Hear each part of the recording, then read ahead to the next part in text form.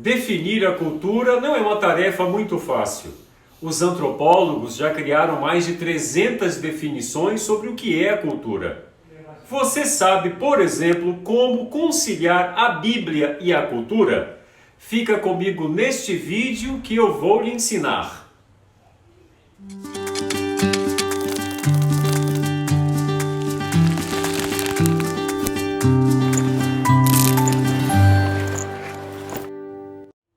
Olá, sejam todos bem-vindos à série Como Interpretar as Escrituras.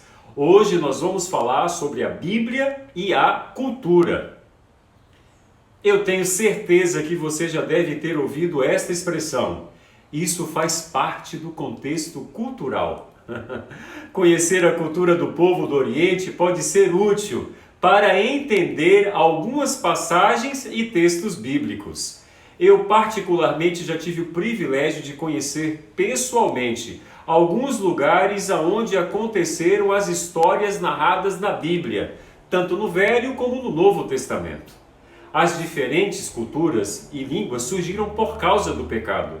Como exemplo disso, vemos o episódio narrado na Bíblia no livro de Gênesis que fala sobre a Torre de Babel.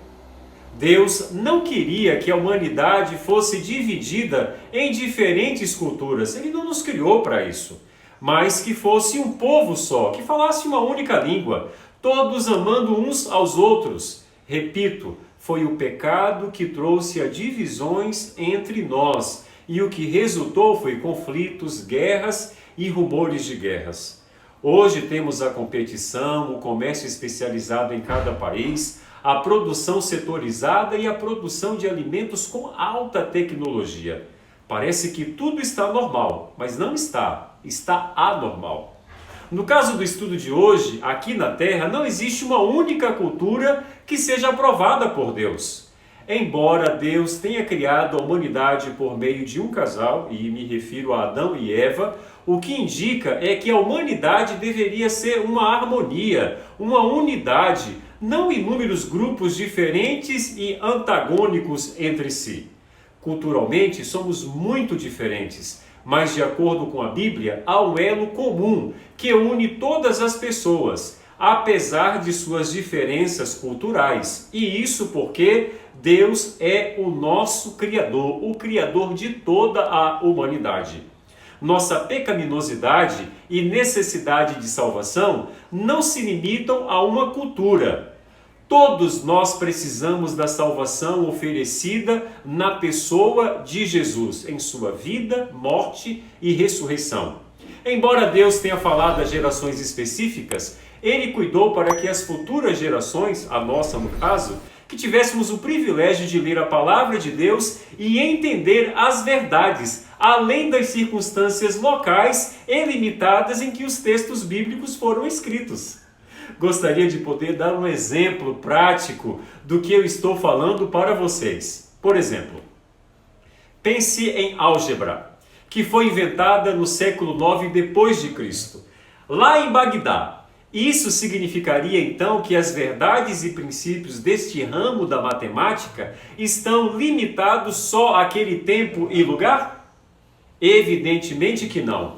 O mesmo princípio se aplica à palavra de Deus. Embora a Bíblia tenha sido escrita há muito tempo e em culturas muito diferentes da que nós vivemos hoje, suas verdades são relevantes para nós, quanto para aqueles que foram primeiramente endereçadas. Jesus também nasceu em uma cultura específica e, no entanto, ele não é o Salvador apenas de um único povo ou do povo daquela época. Jesus é o Salvador do mundo inteiro. O fato de ter vivido em uma cultura específica não o tornou culturalmente relativo, mas lhe confere um significado que transcende toda a cultura. Eu creio que se usarmos a Bíblia apenas para reafirmar os nossos valores culturais e crenças religiosas, ela passa a ser apenas uma fonte de legitimação de nossas práticas.